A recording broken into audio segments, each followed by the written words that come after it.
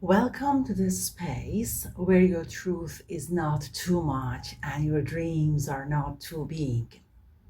I'm Dr. Jasmine, and this is the place where we get real about the quiet feelings women carry, the invisible expectations, the inner battles, the unspoken pressure to be good, and the longing to live fully, freely, and powerfully. Let's talk about something many women feel deep inside but don't often say out loud. A kind of spiritual and psychological paradox that quietly shapes our lives every day. The world praises girls for being good while God intended them to be real, whole, expressive, honest, and alive.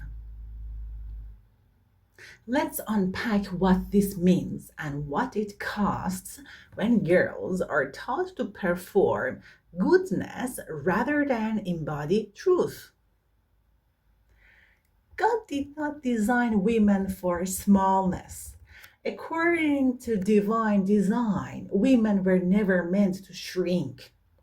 God gave women passion, intellect, emotion, depth, and instinct. Not so they would hide it to please others, but so they could reflect the fullness of life and light. However, the world tells girls be quiet, not bold, be helpful, not assertive, be beautiful, not powerful. The outcome? Girls learn to suppress the very traits God breathed into them as human. The good girl versus divine intention. The script of the good girl is against divine intention. From early childhood, girls are rewarded for being quiet, pleasant, emotionally agreeable, self sacrificing, adaptable at any cost. These are not bad things, but these are not our obligations in life. These are not what should cover the other realities and the other real aspects of our being. God never valued these behaviors above truth. The divine does not ask women to perform or perfect themselves, only to embody the truth of who they are. I don't mean that a good a good woman is a woman that we don't want to be. I mean, we don't want to be quiet, pleasant, emotionally agreeable, or self-sacrificing. I mean, we should be whatever we are at any moment. To be good in the world's eyes often means to be disconnected from one's inner truth. But God calls women not to be good, but to be true to their essence, which will in itself be good. God planted wildness and wisdom at the same time, simultaneously, within women. That deep ache that women feel, the quiet question, is this really all I meant to be? Is often not confusion or rebellion.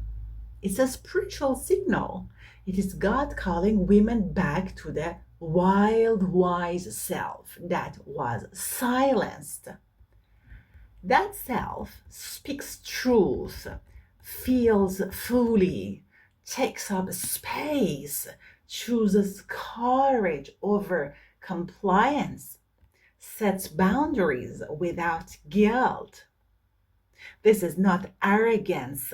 This is alignment with the Creator. God sees the pain behind perfection. Let us also acknowledge the emotional burden of being raised as a good girl, Many women wear masks, smiling, accommodating, saying yes while dying inside. But the truth is, God sees the 5-year-old girl who thought being good was the only way to be loved. God sees the teenager who silenced herself to be accepted. God sees the grown woman who still feels shame for being too emotional, too ambitious, or simply too much. And God has never once required that pain in exchange for love or belonging.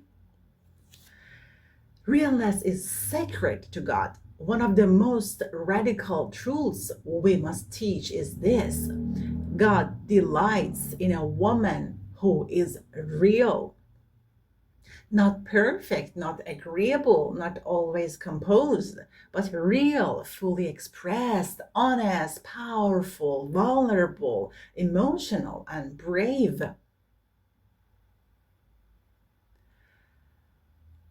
There is nothing more beautiful than a woman who shows up as she truly is. And when I say God has done this or that, I mean creation. It doesn't matter you say God or nature or creation. God invites women to come home to themselves.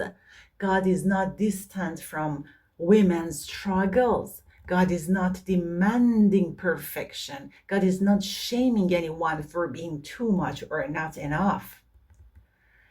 Instead, God is gently and powerfully inviting women to come home, to speak with boldness, to feel without apology, to say no when necessary, to know they're enough without needing to earn love through sacrifice.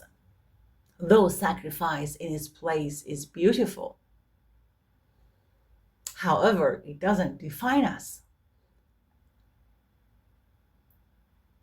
God is not interested in our performance. God desires our presence, our aliveness.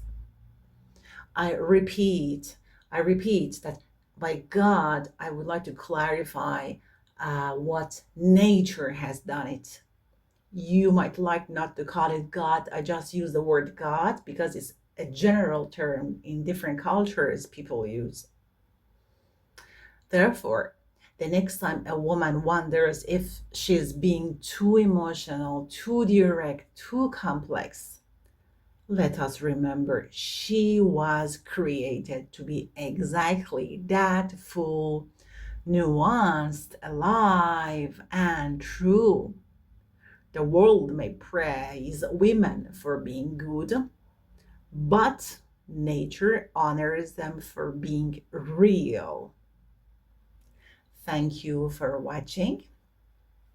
If you liked this video, or if you're just listening to it, this audio, please don't forget to share, comment, and subscribe. I would like to hear about your ideas and perspectives in the comments below.